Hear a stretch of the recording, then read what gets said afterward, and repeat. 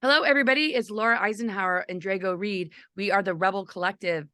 Awesome to be with you here today, Drago. Hey, everybody, what's going on? Yeah, this is part two of who is Drago Reid, right? And it's so important that we dedicate the first two shows to Drago because there's so much to know about you and so much to share. And I read a big bio in the first part, which you guys can check out, but I'm going to share again just a shorter version before we dive into part two of all these, fascinating and incredible experiences and things that, come through you and what you do. So who is Drago Reid? He is a level 2 quantum healing hypnosis technique practitioner operating out of Tampa Bay and Newport Richey, Florida. He's qualified to take you deeper than 95% of hypnotists on the planet. He specializes in can you say it? Because I know. It's the somnambulistic state of trance, Which is reserved for the deepest levels of the mind. He can open blocked memories, run a computer diagnostic with your brain to determine issues, and take you to places you've only dreamed of. Due to a near-death experience and out-of-body experience involving a motor crash in 2005, through brain damage, traumatic brain injury, amnesic disorder, many broken bones, and rewiring of his neurons, Drago developed numerous abilities, including an advanced IQ, claircognizance, and the ability to understand complicated concepts through fluid intelligence. This allows him to do regression from an advanced viewpoint, truly understanding how you need to be healed. He's traveled to 18 countries in the last 10 years, learning knowledge, advanced techniques, and spreading knowledge about the power of hypnosis. He's regularly interviewed as a guest on live podcasts and radio shows involving past life regression, the universe, ancient civilizations, and advanced knowledge. But his main area of focus is regressive hypnosis. And yeah, I mean, when we're talking about this 2005 motorcycle crash and this brain damage, traumatic brain injury, we were getting real deep into that in part one. And I'm not sure where you want to jump in and where we left off, but I sort of want you to just sort of take it away because we're really getting to know you, and we're really like going into like the kind of abilities you have when you like read people and you do things, and also just how you plunge so deep into just so much knowledge and your ability to connect the dots, but yet you still kind of struggle with some of the difficulties that came along with your injuries, and how you kind of manage both is really incredible. So I don't even know where to start with a question, but I'm just going to hand it to you. Yeah, one of the biggest side effects to having such a traumatic thing happen is the pain. I've been experiencing that pain since 2005, and I normally get about 3 hours of sleep. So to do that without any kind of medications or any kind of pharmaceuticals, like that's mind over matter right there. And that's the biggest struggle out of it all. Like I can handle all the broken bones and the pain that comes along with all that, and then the knee issues because I almost lost my left part of my knee down there, and they had to reconnect it all. But man, last time we had left off, we was talking about how I can see in slow motion, and one of the things that I left off from my S2000 crash was when I was hit by that driver, my car spun, and the thing I didn't talk about last time was my head and my elbow went through the left window, my driver's side window. So that impact really activated that slow motion vision. So at that point, I can see the particles spinning, and I can see everyone around me, and I can see the vehicle and how my hood was crushed. And I was able to see in that little sliver of time for the first true time, and it was crazy. And from that point on, it really never went away, because we had the bike crash, which activated certain parts of my brain, and then we had the S2000 crash from my drift car that activated even more. So it's been one thing after another with everything. So like I remember the first time getting a peak of this ability, it happened in I think it was around 2012, and I was on a train going to Prague. and I had just left Amsterdam. So while I was in Amsterdam, I bought some mushrooms. And while I was there, I went into a store and got something called the Philosopher's Stone. And while I was on that train, I ended up taking the Philosopher's Stone for the first time. And at that point, I remember being on that train doing like 35 kilometers an hour, and I was able to look into people's houses really far away, and I can telescopically zoom in into their windows, and I can see the posters on their walls and the information written on stuff. It was crazy. So that was like my first peek into what it really was. And then after the S2000 crash, it basically never stopped. So I can selectively kind of almost choose sometimes what I want to see with slow motion, if that makes sense. Mhm. So to make it understandable really fast for anybody that doesn't understand what's going on when I say I see in slow motion, the average human brain sees about 24 frames per second. So in the movies, when you're looking at that cinematographic kind of movie, the really interesting ones with awesome depth and like that movie story, they're filming it at 24 frames per second. Anything in fast action, kind of like sports broadcasts and newscasts, they film that at 30 frames per second. Now at 4K, that's 60 frames per second. That's like ultra high definition, right? Most people can't see all the details when they're seeing in that kind of HD. They can focus on the subject matter, but everything else, it's hard for them to pick that up. And we talked about how my reticular activation system can basically pick out all these anomalies, and I can see past 4K. So if you can imagine anything past 4K, most humans can't see that. It's too blurry. You know, you're seeing fast-paced action, and it's very, very choppy and blurry because you can't perceive that fast. So that's one of the coolest parts to helping me read people when I do hypnosis on people, when I'm doing interviews, if I'm talking to someone in the SSP programs, how I can read them directly. I like to do that physically in person. I don't like to, again, remember QHHT, it's done in person only. We don't do Beyond Quantum Healing, which is done like via Zoom or something like that. Since part one, I've had a lot of people hit me up wanting me to do sessions with them. And I guess I didn't describe how the rules of QHHT, Dolores Cannon says it's in person only. Because through Zoom, if we lose internet connection or something like that, that can be catastrophic for somebody if they're in a traumatic place, or if they're in a past life or a future life and you just lose internet, that really sucks. So all QHHT stuff is done in person. But with QHHT, I've done over 450, 470 sessions in around 5 years, maybe 6 years. That's a lot. That is a lot. So I'm averaging, when I'm not taking off time, because balancing all my workload, I'm averaging, I would say, 45 to 70 sessions a year minimum, on top of other careers. So I really try to make it work. Wow. That's so much. I mean, I think you must have stunned your doctors, not like you're like in touch with them, but this is not something that normally happens after such a brain injury, to be able to do so much. Not only, the work you do as a QHT practitioner, but as a tattoo artist, and all the other things that you manage. You said that you have sort of a short term, like I mean, what are the things that like are the stumbling blocks? I know you mentioned the pain and like really like mind over matter and just like really managing it, but where do you find the challenged by this injury? Like, as far as it seems like it damaged one part of it, but it opened up a whole lot more.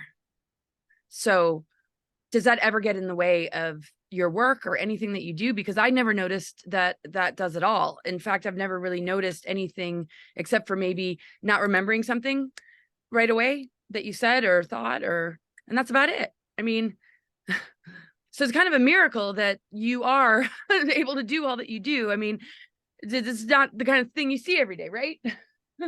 With somebody with your kind I would say it's very complicated.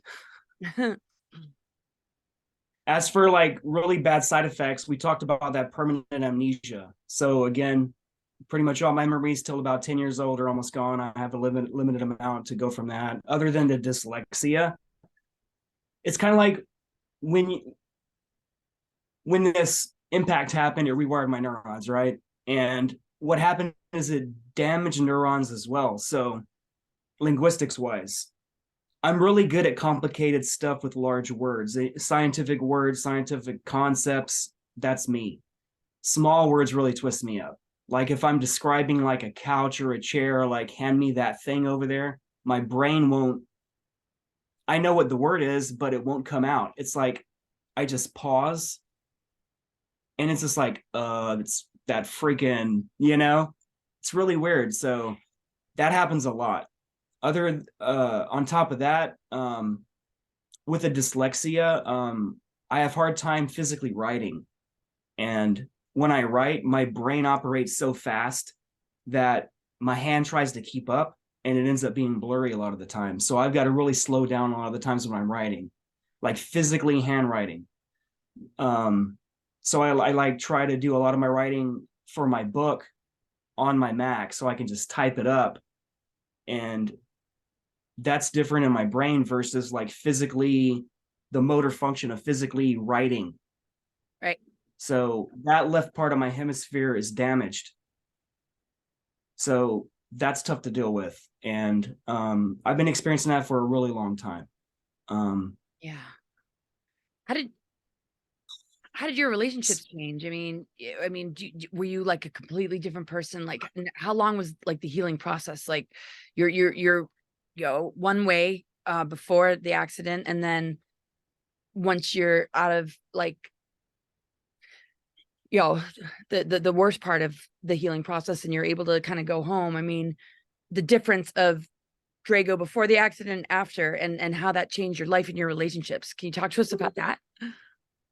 Well, just keep in mind that I didn't know I broke all these bones for the longest time. I think it took about 10 years for me to realize that all these bones in my body were broke. Because The doctor didn't say no.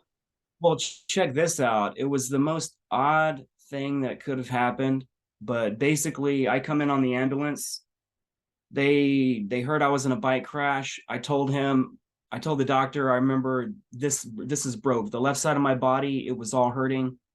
And they basically did an x-ray of my collarbone and my neck to make sure my neck wasn't broken. They didn't do an MRI or a CAT scan on my body to see if I broke any other bones. So when the S2000 crash happened and I had to go directly to the hospital, they did full body scans of my whole body.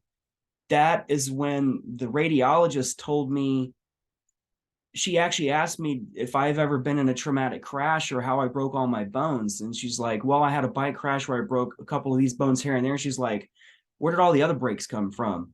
I'm like, what do you mean? So she shows me that I had like 3 or 4 broken ribs.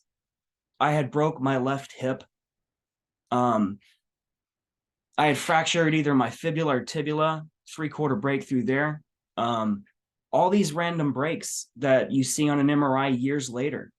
And that was actually coincidentally the x-ray I pulled out in part 1. I was trying to show you my brain scans. It was actually my broken ribs. And like, no one knew about this. So as for my relationships, I mean, dealing with anybody who's been through something so traumatic physically, man,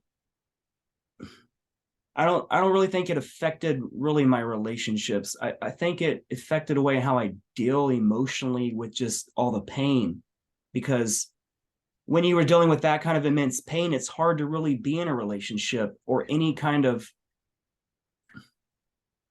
interaction where they would understand that truly. Like even if you're with someone that truly loves you and like you try to tell them how much you're suffering, but no one's going to really truly know what you go through. So like getting 3 hours of sleep a night with perpetual pain, it feels like torture. But when I wake up, I never feel tortured. I don't go there anymore. That used to rule my life. Like to focus on the pain and to wake up screaming in your head, I wouldn't literally, sometimes I would kind of like, because like to lay in bed for 10 hours and you're lucky to sleep 3 hours and you toss and turn every 5 or 10 minutes because the pain's crazy. It's still But day though? till today. So since 2005, I've been suffering lifelong pain. Again, no drugs, no pharmaceuticals, no numbing the pain. Full throttle, just accept it and live it and have it mold me into who I became, because most people aren't as strong as me. Like most people that I tell this to, they like to make jokes and they think they're really strong. But you ask somebody when they come in for a tattoo, you know, I tell them, you're about to get a tattoo on a level 10 spot. Like, they're like, oh, like, that's fine. I'm like, have you ever broken a bone? Have you ever experienced a level 10 pain before? Have you ever had your body crushed? Like any of that. So these people come in and they're cocky and they're like, I can handle that. That's nothing. And the moment you start blazing that line in, or 2 hours under that tattoo, you really see what people are made of. Huh. And most people are made of butter, melted, malleable butter. What's the most level 10 on the body, would you say? Maybe the skull, the head. Right. That's pretty dang painful. That makes full size bikers pass out. But again, people think they can handle pain, but they have nothing to gauge it to. Like, the cool thing about me being a tattooer and going through all this pain and broken bones and a lifelong of that struggle, I realized I'm a pain shaman. So basically, when I'm tattooing somebody, I take people to the dark night of the soul.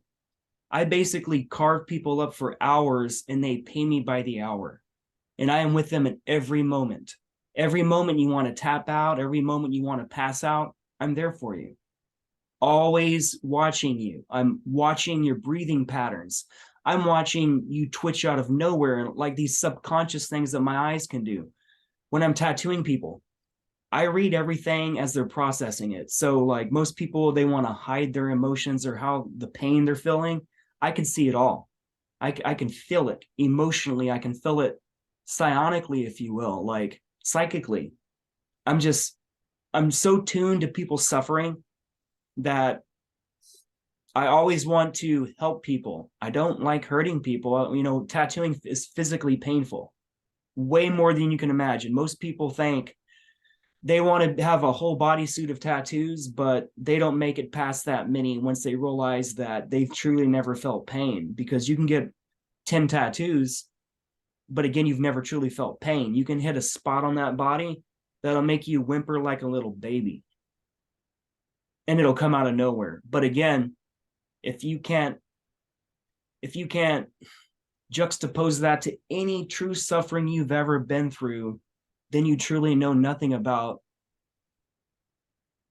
finding that destination, living that long walk, that long road of physical pain. And like, it's taught me to help people. If I see people suffering, I always want to help them. Like, no matter who it is, I don't care. Even if I'm walking down the street and some weird subconscious stereotype pops in my head, at that moment, I want to help you even more if I see you suffer, you know? Like when I see homeless people now, I used to kind of curse them because it's a lifelong pursuit of drugs and it never ends. And it's not just about being homeless, it's a lifestyle. And now when I see homeless people, I send them love every day. Even if I don't like you, even if I interacted with you and you're just not a good person, I still wish for your healing, because I know what it's like to go through that struggle. Even though it's not drugs, I am living this every day. And yeah, I mean, pain, you know, as such like a teacher, but also just like tattooing and how, you know, the pain a person experiences almost like it's a purging, or it's like a way to get deeper in touch with one's soul. Because especially when you're tattooing, you know, you're feeling into like why you're getting a particular tattoo on a particular location, and you having both this accident, which is, you know, and being a tattoo artist and having so much, you know, body art yourself, there's this link into like the journey that like pain takes a person into, that seems to be, you know, very connected with the way that you work with people and the way that you perceive, you know, those, you know, that suffer. So when you feel into like other people's pain, is it a feeling of empathy, or is it a feeling of, you know, I mean, I think with somebody like you, it's going to be multifaceted, but it's like you can kind of see the journey, you know, of, or initiation of where that pain can bring them, like it did with you, and what it's shown you. It's almost like you can, you act as a teacher and a guide, so that people aren't victimized by the pain, but they can actually use it to enter levels of awareness that maybe they wouldn't otherwise want to journey into, because they would let the pain instead, you know, cripple them, you know, whereas you journeyed into, you know what I mean? I know this is not really a I'm question, one, kind of all over the place, but I'm one of those heads-on kind of people. Like exactly what you're saying. Like they're not facing it head on. I am facing it head on, and I accept it 100%. Like it's a when journey. I almost, yes, and that journey never ends. You just got to be content and being in that state of awareness of the pain, but not let it physically affect your daily life. Because like if you can control extreme pain, other people around you can learn that from you, and you can teach this to people. Kind of like I'm the kind of person, even if I'm suffering the most immense pain, I will still come to work no matter what. Like one of the things that motorcycle crash did is I tore my ACL and my meniscus. And what it would do is it would actually dislocate every 3 weeks. And it would stay dislocated for up to a month, because I'm such a hard butt that I never go to the hospital, because I'm not trying to pay a hospital $2,000 just to pop my knee back into place, right? So if it pops out of place, I deal with it. I will limp, I will hobble, I will do whatever I need to do. If I need to bring my crutches when I'm at my worst, I'll bring my crutches. Now, keep in mind, the worst of this happened for 4 straight years, and it was going on up till about a year and a half ago. And the amount of pain you feel when you have a torn ACL and meniscus, when it pops out of socket, it'll put a grown person onto the ground, and they will not stand up, and they will just start sweating balls, and you can see it. They'll be overwhelmed. If it happens to me, I breathe through it. I never mentally get angry. I just breathe, because I realize this is a lesson. It's a teaching lesson, and I'll never let it control me no matter what. And one day I realized that if I stop giving power to the idea of my injury, maybe it'll go away. So suddenly one day I realized it's been 6 months since I dislocated my knee. And then I realized it's been a year and a half since I dislocated my knee. And then I'm like, when was the last time I dislocated my knee? It never dislocated again. Sometimes I feel it, because keep in mind, I always practice martial arts and I dance behind the scenes. I always do this by myself. It's like a mixture between expression and martial arts. And sometimes I'll put my knee to the max, because one thing I used to be really into before my injury was parkour. And that's basically French free running. You know, when people climb building to building, jump from building to building without harnesses, super dangerous kind of things, running up walls, doing backflips, that's who I used to be. I was the motorcycle stunner. Like, I was always putting my life on the line, because I was never afraid of dying, ever. I was never, ever in that fear. Sorry. And 2005 was kind of that wake-up call. It was me starting that lifestyle, and I realized that, hey man, I'm a tattooer. I can't be breaking these bones, because like if it affects me tattooing, how can I pay my bills? So I kind of tamed myself down a little bit. I should have tamed myself down a lot more, but luckily my only crash I've ever had was 2005. Anything past that, I ran with Suicide Lifestyles in Fort Worth, Texas, we would run a team of anywhere from 40 to 150 bikes at once, and we would shut the highway down. And we would make it from Fort Worth to Dallas, Texas in 14 minutes. You know how fast you're going if you can get from Fort Worth that to after Dallas? the crash. Oh yeah. I've never feared death. Like most people have this weird innate fear of dying, but I never projected that out as a scenario. Like, yes, it's dangerous, but I never seen myself dying, you know? But going back to the knee, it's taught me to be humble. The original question you asked me, if I see these other people who's suffering, yes. If I see someone walking down the street with a cast on their leg, or they're walking on crutches, or I see they're wearing a knee brace, I automatically send them the divine white light of source directly into their knee every time, because I know what it's like to go through that. And I don't know who does that for me, so I'm going to definitely do it for them. Yeah. Oh, it's incredible. You know, I'm just thinking about so much of like I dislocated my knee twice, and the second time I just popped it back in myself. But I never wore the brace, and I would hike and I would dance and I would do stuff on it. And then I had chronic like knee pain that was excruciating. And I just and I didn't take pharmaceuticals or any painkillers. I just really like learned from it, and I talked to it, and it really taught me a lot. And then actually that pain went away and never came back after it like had completed what it needed to share.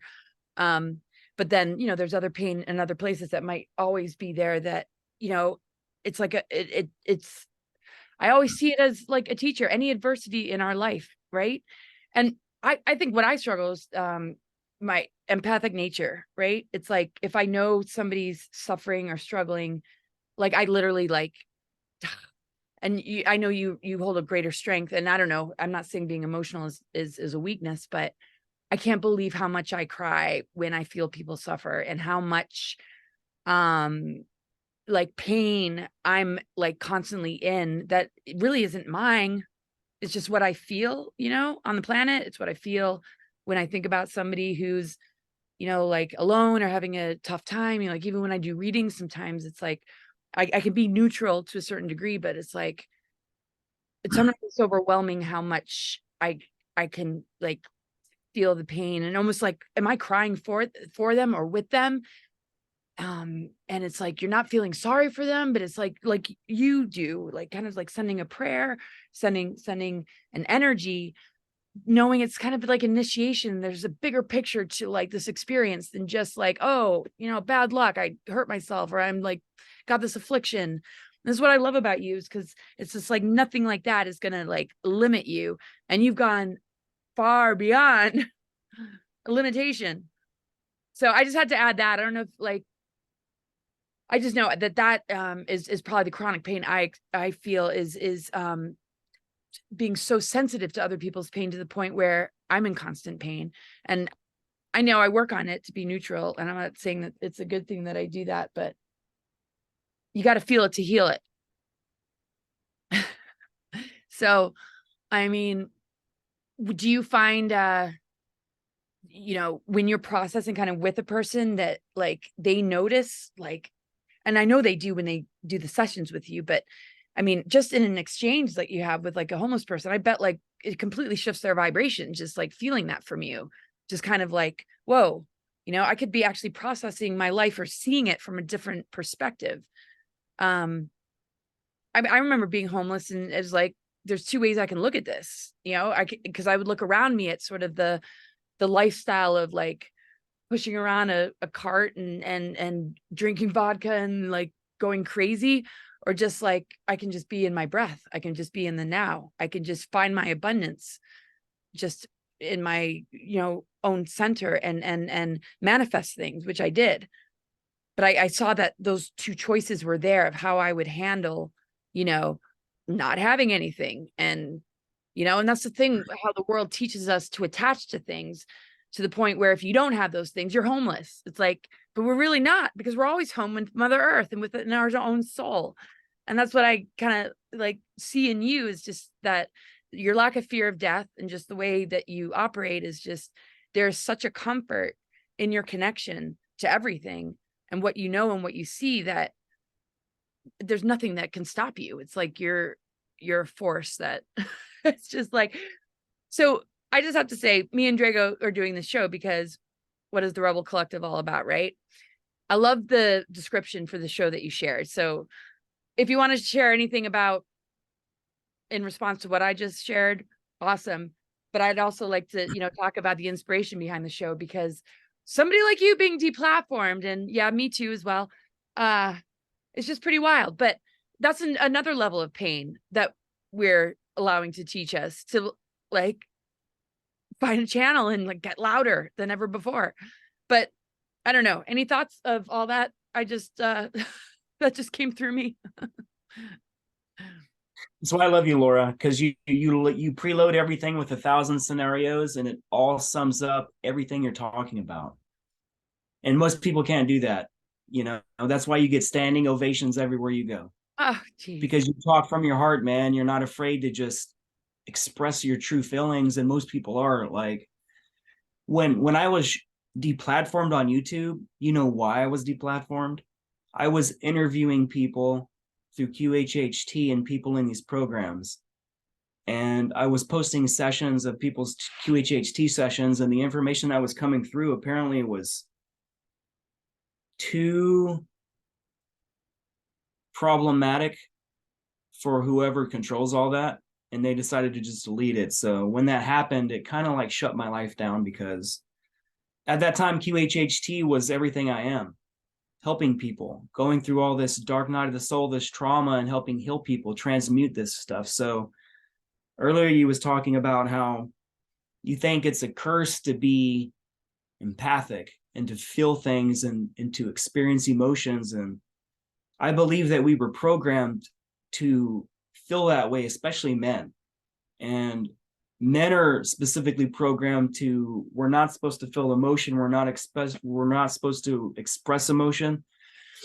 So when I'm doing sessions on people, almost every session ends in them getting shown the last day of their life in that past life, or that future life, or that parallel life. And when they're going through this pain and trauma, it can be as simple as a witch burning at the stake simply because she was using flowers to heal people in a dark time. And to be there with someone who's going through that minute by minute, and they're experiencing that fire, that trauma. I always have to hold my emotions back because everything is recorded. So I can't allow that bleed through professionally to be leaking into my work on recorded sessions. So sometimes it's overwhelming. So the biggest thing that always gets me is, as they're dying, the next part I've got to say is, all right, I want you to go ahead and take in your last breath. And I want you to step out of your body. And when that happens, sometimes it's a bit overwhelming for me, because for me to tell somebody to experience death, it's hard, because I've been through so much trauma and all these different lives. I've had some traumatic deaths, and it's hard to take someone there because you can't ever remove that emotional feeling of that death process and losing everything or losing people in your life. And I know that that's about to happen for that person. So at that moment, I've got to be like, suck it up, dude. Just breathe. And I take a breath in. Sometimes in my recordings, you'll hear me just go. I'll just breathe, because I'm connected with everyone. So I don't do it from a removed process. I do it to go through that trauma with that person. And I don't want to see him suffer, because I've had nothing but suffering. So Right. Just to have that lifelong of pain and to control how people suffer, because with QHHT is, if you're going through that traumatic death, I could remove all the feelings of what you're experiencing in a simple sentence, and you don't have to go through that trauma. But when you physically go through that trauma and that discomfort, it truly changes who you are, because that death was shown to you from your higher self for a reason. Perhaps you feel you're insignificant, not you, Laura, just generalizing with people in general. A lot of people feel insignificant. They feel that they never got to truly live a life, and it's nothing but regrets. So when that happens, experiencing that death is almost a catalyst to kind of wake you up, to show you that death is real, but it's only death of the body. Like our spirit is eternal. We cannot be killed, period. We live life after life after life, or we just stay in our light body outside this construct, outside this illusion. Anything in the physicalness would be a construct. It's conscious, controlling, and manifesting material through particles. Now, if you can understand, if we're just light, how can we truly, why would we care about these lives and all these, something you would consider insignificant if you're truly eternal? But you got to realize these traumas that happen to us, they stick with us, and all the pain sticks with us, because without physical pain, we can't be taught nothing. Before this, let's just call it the Matrix so everybody understands. Before there was physicalness, if you harmed another light being, the karma was immediately sent back to you immediately. So if you're floating in space, you try to harm something, another light being, it gets reflected instantaneously. So at that point, it prevented us from really evolving. So we created this construct in order to learn, and that involves pain.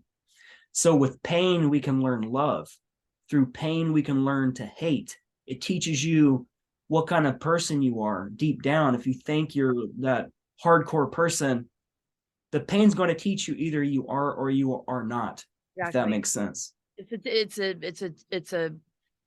a tipping point. I mean, it just really determines, the soul trajectory. I really feel we're on this planet for soul development, spiritual development, and we live out these storylines. And when we leave, we come back in to complete something maybe we weren't able to complete before. And we want to feel a sense of completion by doing this deep inner work, by accessing these lifetimes and working through it. One of my favorite documentary series is The Ghost Inside My Child. And these are children that remember their previous lifetimes, like the fires that they might have died in, that they remember. Like this little boy remembers, his name was Pam. He was in Chicago. He was in a fire, and he would draw the fire, and he would say, "My name is Pam, and I have another mother," and or like stuff like that. And the parents, who didn't really believe in reincarnation, were just like boggled by this and would explore it. And they actually looked up a fire in Chicago, and that a person that died was named Pam, and that was the boy's past life that he was recalling. And he was like processing it, and would have like night terrors, and eventually found peace with that life. And there were so many stories in that docuseries that was so incredible, that people that played a part in like the Titanic sinking, and the guilt they felt, the responsibility they were still carrying from that lifetime. It's like really wild, because we're such a larger picture. We're so vast on a soul level of like all that we've gone through, and like what we're working out. And as I learned through astrology, the North and South Node is really showing that soul progression, what is important for us to learn and integrate. And very much the catalyst of growth is pain. So when I say like I feel pain constantly, it's not a pain that I resent or that I don't like. I find beauty and comfort in it, because to feel it is to understand it and to unlock it, and to like breathe, like you said, like bringing the breath into it can begin to dissolve the pain, and actually understand what that stuck energy is holding. Because when there's awareness there, it releases the an awareness that can take you to the next level, like it did for you. And your story is like, a very rare, in the sense that this is such a huge amount of trauma and pain on a physical level, but also in acknowledging, these traumatic past lives. And yeah, it's wild because, there's all different levels of pain. I think my worst is always heartache, heartbreak. That I have many lifetimes of dying from a heartbreak, like the heartbreak. And that's what I feel very empathic to is, when especially like parents with their children, or the pain of like waking up and realizing, wow, I love my child, but I didn't realize how dark the system is. And I put them in this vulnerable situation and thought I was making a right decision, and I actually harmed my child. I'm so empathic to that sort of pain and compassion for that person to truly forgive themselves, because we've been so deceived and lied to that even the most well-intentioned person can make these errors, because the way the inverted matrix is set up is to indoctrinate and to weaponize us, or weaponize things. Yeah. You want to kind of take it from there, kind of where I'm going with this? It's just where we're here to learn, but we're also here to wake up to like what is causing us pain, which is this awakening to more of who we are in the face of things that are trying to make us forget. You know what I mean? And give our power away in what we think is a positive authority, which actually is disempowering us, finding our own abilities within ourselves to correctly guide ourselves and our children into a much better future and trajectory than what we're being handed in the school systems, in the medical industry, in all these different power structures that have been infiltrated. That is such a great pain that humanity is going through, that, when you work with somebody one-on-one, that is the greater healing for the collective, to begin to evolve as a collective, to be more conscious of maybe, pain that has been shoved down and replaced with like addictions, shopping or drugs or alcohol, or distractions of television, or anything, to not face a deeper trauma of how much this system is not supporting our development, but is actually trying to harness and siphon and steal our advancement. And that's a great pain that is a part of you and I, and being the type of people that dive into the rabbit holes. Just like the pain of like, waking up for people that are afraid to do that is almost like a similar fear of death, because it's the death of the old paradigm. It's the death of what you thought was reality. So that's a very interesting pain too, is the pain we see in people resisting waking up, and those that are brave to face that pain in order to find the truth. So that micro macro connection is really big in how we're moving forward as a humanity, and the choices people are making in the face of, like what you saw with the COVID pandemic stuff, and how people are making choices in the face of the fear of death. It's so interesting, and this is what the show is going to be all about, is like really like looking at that and the alchemy and the awakening that can come with pain and suffering. And so, I mean, we're going to cover like such a huge amount, but I always feel like blessed by the adversities. They're the things that taught me more than anything else in life. So, but yeah, people want to run away from it. People want to run away from it. We can't be scared of it. People want to run away from it. That's where our greatest growth and development takes place. So, and you're like a living example of what that really is, on the, like, nobody I've ever met. Well, philosophy's taught me to face adversary head on. If there's something happening in your life that's out of nowhere, there's something going on outside of this, and you have to face your fear. Whenever you don't face your fear and step forward in life, you're going to have all these cycles. You're going to have nothing but just negative scenario after scenario happen. So I thrive with conflict. No matter what it is, I thrive, and I don't fear it. If I work for somebody, you can be my boss, but you're not above me. No one's above me. There's only one being in this universe, and it's you. And there's no higher power than yourself. And you talk about how basically they reversed everything. They took away the divine feminine. They have inverted every law. They've made left, right, up, down. Everything is backwards. And they've taught you that empathy actually will get you killed. They teach you that if you care too much, people will take advantage of you. So they basically emblazon this into your psyche. The moment you start going to school, you start losing that connection to love and to source and to seeing, because they teach you how to not see. Does that make sense? So all this programming Well, is it that we've funny the had word since birth, Nazi and Nazi? Sorry, the Nazis. yeah, to not see, yes, the Nazis.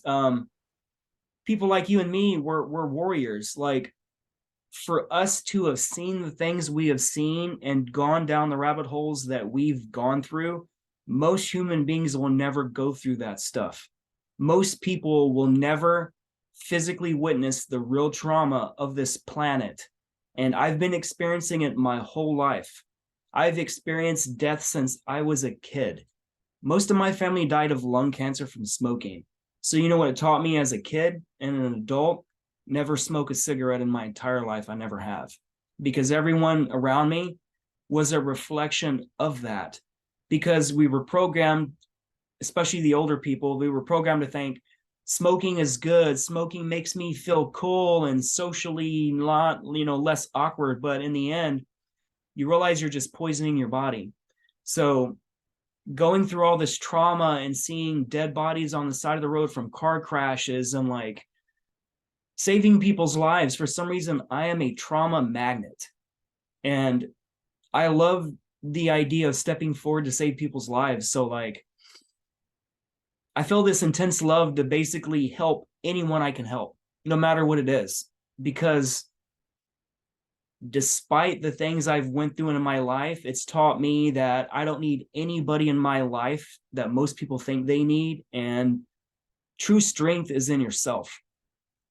And when people like us go down this rabbit hole, we see a lot of things we can't unsee.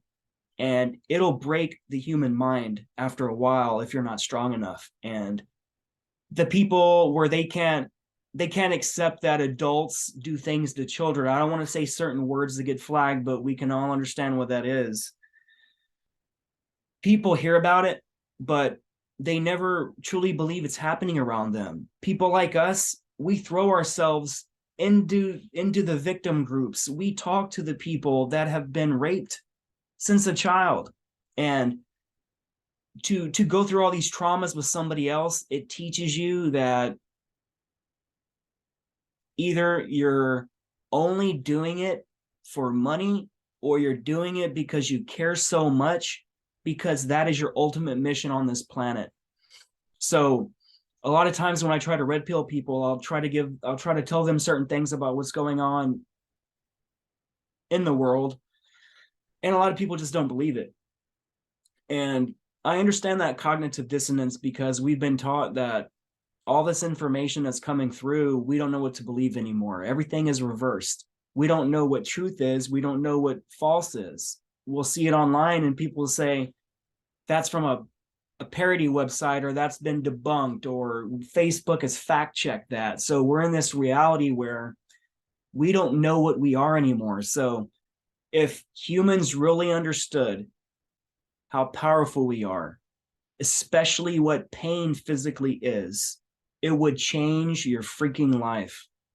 If Rockefeller medicine eventually actually taught that pain is a physical reminder from the spirit that you're messing up.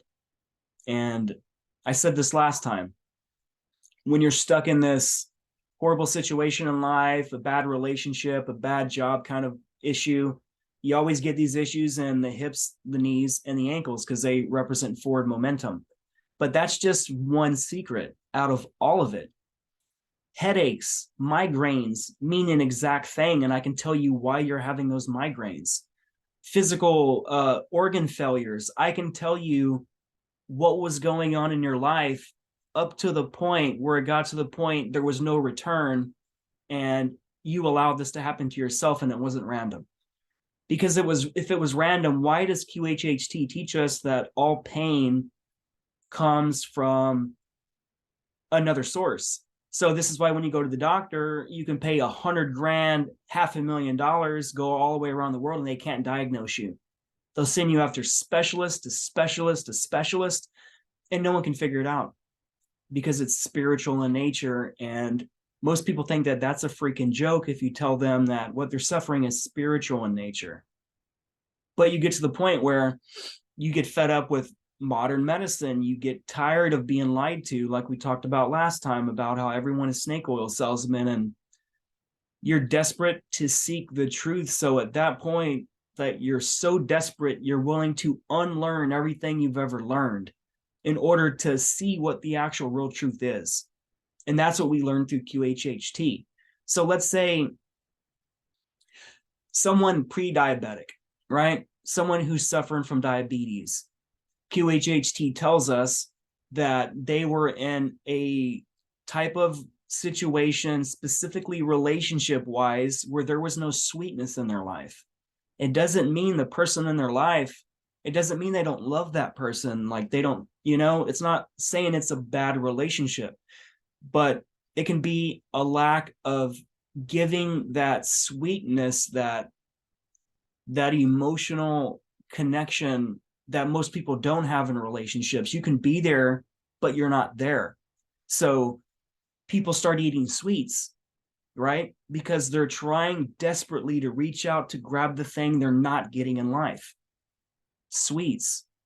So now your body becomes allergic to sugar because you overcompensated. You stayed in that situation. You didn't learn that lesson. And now you're trying to compensate externally for it. And now you're going to pay the price. But guess what? That diabetes can just go away. It doesn't matter what stage it is. If you understand that you're compensating for something in life, or you didn't get past a certain scenario or block or relationship, that's the answer. Just, if you know you should be doing something other than what you're doing, do it. Stop living life in fear. Don't let fear determine, or pain. You can't let fear and pain determine what you're going to do in life. If I let my pain determine what I'm going to do, I wouldn't ride motorcycles anymore. And I have 4 motorcycles. I ride 2 motorcycles specifically throughout the week. I have no fear of death. I don't think I'm going to crash again. Like everyone around me, they always post these videos of them riding motorcycles, and everybody, or they talk about people trying to cut them off the road or a car almost slamming into them. That never happens to me, ever. I never experience road rage. I never have these random things where people's pulling out in front of me. I don't know if it has to do because I've been riding since I was, I guess, 19 years old. That was 1999. So 20-something years of riding, it's taught me that you can't drive defensively expecting to be hit by somebody. You have to drive offensively. You have to see everything. You have to calculate. You have to not be distracted. I see people, we're in vehicles all the time on motorcycles because they're not paying attention. They're not this, they're just 100% distracted. And it's like not living life. You got to be in the moment always. I am known to always be in the moment. Like if I ever go to a concert or some major event, you will rarely ever see me bust out a cell phone and record it. I don't care if it's at a conference or Contact in the Desert or some huge show. I'm not that guy. I like to experience life moment to moment, and I refuse to be the person behind that lens watching life right in front of me while it happens right in front of me. So you can use that analogy with pain, with living life, getting past these blocks, identifying your obstacles, or being like, holy crap, Drago's right. I'm experiencing these specific issues because, oh my God, that's been going on in my life. And the question is, the most important thing to ask anybody before the pain happened: what was going on in your life right before it happened? Right. Totally. That always gets people. Their eyes get all big. They get all like, oh my God, this was happening. I'm like, this was the result because you don't listen.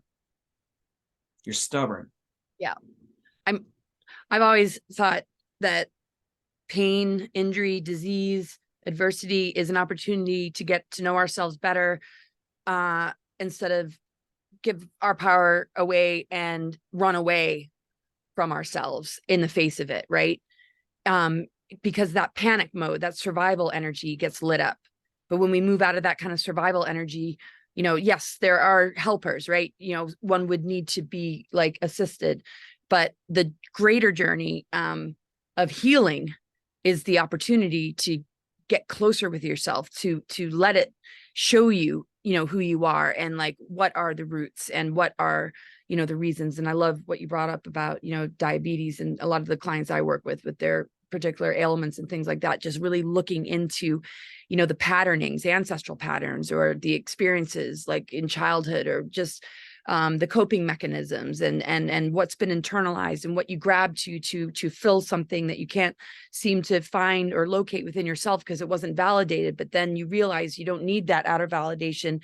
That dysfunction can help you dig a little bit deeper in order to correct it, because you're tapping into something that is in our inner divine blueprint, and in our connection with source energy. That so it's like people who have traumatic childhoods, who have to find the inner mother and father and the greater source energy to help raise them, or nature. So it's just a beautiful opportunity that I feel the inverted matrix has really leveraged and taken advantage of like, here, take this pharmaceutical, here, we'll give you this diagnosis, we'll give you this label, and you can carry that label around, and we'll tell you and manage it for you. The healing process is really where the journey begins. And why those that have been faced with affliction, disease, or injury that can see it that way become the greatest healers and teachers for us all. Because it's a gift in so many ways. Because if we're just unconscious and we're in amnesia because we're born and we don't remember our galactic memories or our previous lifetimes, these are opportunities to locate things that you might not have otherwise located. And if you don't give yourself the experience to do so, you might be cycling in, continuing to attract the same kind of pain or the same sort of scenario over and over again. And this is why that you can get back on that bike, because you are not going to repeat it, because you consciously worked with that energy. And I just, it's unbelievable. Do you know what I'm kind of saying? Yeah, it's basically like just facing your fears. Like that's the way to conquer anything. If you just realize that fear is only in the mind, and every scenario that happens, you control the outcome. I mean, Carl Jung said, where your fear is, there's your task. So you face it head on. That's the secret. Like, people don't realize if they lose their job randomly, it wasn't just a random thing. They're not supposed to be at that job, but they take an offense to it. They get emotional over it, and it starts ruining their life because they take an offense to it. They don't realize that maybe I'm not supposed to be there. Maybe that job was horrible. I hated that job. Oh my God, now I'm realizing now I don't have to have all that drama from those people. Face your fear, conquer it. One of the first things I did when I was young is I faced all my fears. Now, one of the things I didn't go into about my drowning when I was 13 at the Guadalupe, when I said no one noticed, I really meant that no one noticed. Now, I can see people ask, well, how did you, if you drowned and no one saved you, how did you not drown? How did you wake up? So when that was happening, I was on the Guadalupe River with some family, right? And there's about a 2-foot drop off on part of that river, and I'm on like the inner tube, right? And when I dropped off that 2-foot drop, I came down and I went backwards. So the way water works, it backfeeds in a backwards motion on any kind of drop. So when I went down, I went backwards, and I started doing backflips over and over. And I remember I would see the hard rock of the bottom of the floor every revolution. I would go backwards, and then it would kind of go dark, and then I would see the light of the sky, and then I would go back. And every time I'd go back, my head would slap the rock. So after a while, it knocked me unconscious. And while I'm unconscious, I remember stepping out of my body and looking down, and my body is still there doing backflips. And I look over at my family, and they're just drinking their beers, having fun, laughing. And I'm over here, and I'm outside my freaking body, and my human body is doing backflips. And I'm going back and forth between first person of seeing it happen, knowing I can't do nothing, and I've already took the drink. So the water's already in my lungs, and I'm back outside my body again. I'm looking down, and I tell myself, I'm like, move your arms, flap your wings. It was something like that. I can't remember exactly what I said, but for the longest time, I thought it was something else talking to me. As a kid, I thought it was like angels and stuff. And it turns out it was me talking to myself, because I wasn't supposed to die that day. And then I remember one last time I went backwards, my head hits the rock again. And at that point, it damn near knocked me conscious. And I remember coming up from that water, no inner tube. I'm just slapping the freaking water. I'm looking around, realizing as a kid, you stepping out of your body, no one talks about that when you're that young. This is like 1993. There was no internet. If you wanted to talk about angels and stuff, you heard about that stuff in church, like that was it. So I never truly talked about that damn near my whole life. And that was one of my fears, talking about what actually happened. And I didn't want people seeing me as like the weird guy that said he died and he's seen angels and shit. And that was that. So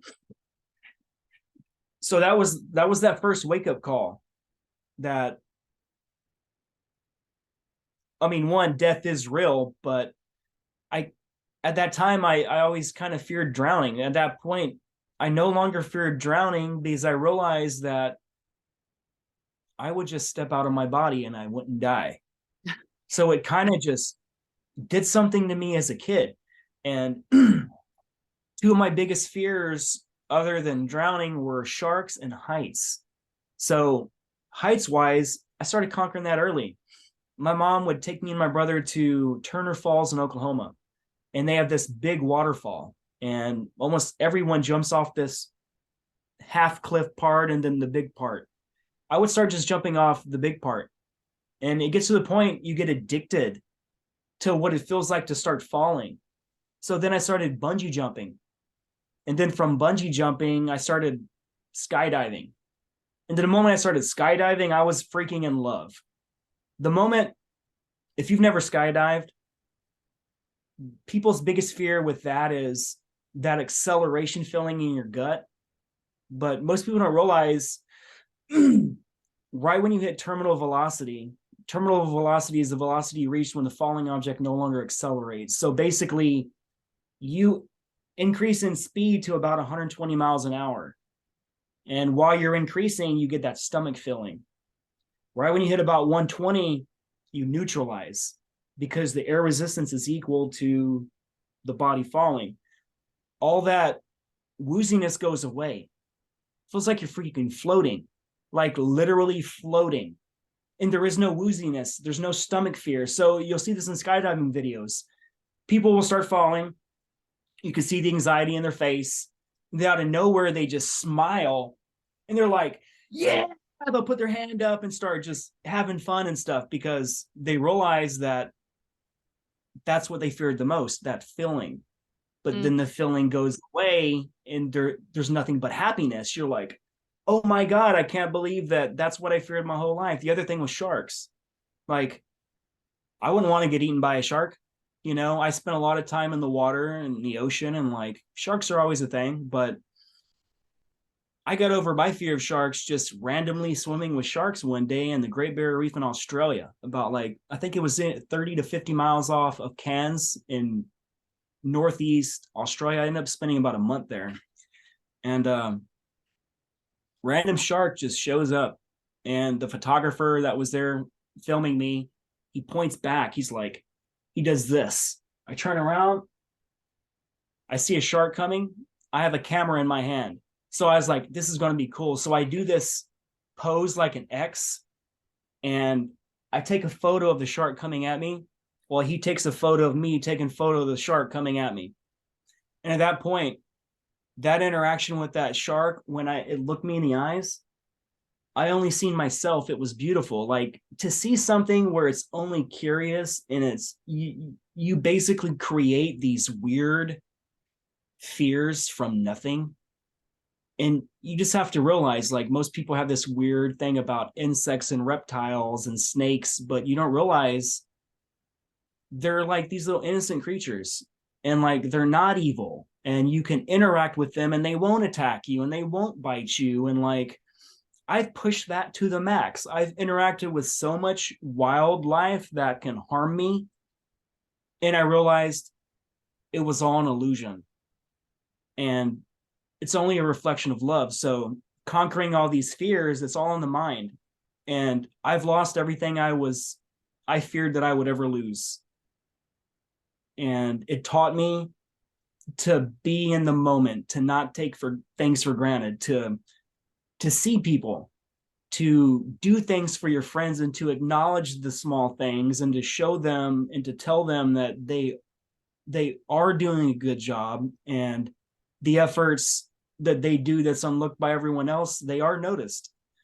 So I don't know, man. I just don't think in that kind of fear-based mentality anymore. And I realized a long time ago it was all an illusion. So it's not something I suffer from anymore. Wow. Incredible, Drago. I know we should probably wrap this up. And yeah, what a deep dive into just like pain and facing our fears, and just so much, so much. So thank you, Drago. I look forward to next time. We're going to bring on some guests, and we're just going to keep digging into all sorts of things. Any final words you want to share before we go? What'd you say? Welcome everybody to our show. We're going to be doing some awesome things in the future. And our show is going to be themed in a way where anybody who we interview, you don't have to fear anything, man, because we've been shadow banned, we've been persecuted, we've been muzzled, we've been deleted. We're done caring about it. We're here to live this life we're here to live, and we're not going to have our fears dictate our emotional state from being deleted from the internet anymore. So we're here for everybody. We're here to change the world, and you can't stop us anymore. Good luck. That's right. See you next time, Drago. Thanks, everybody. Bye, everybody.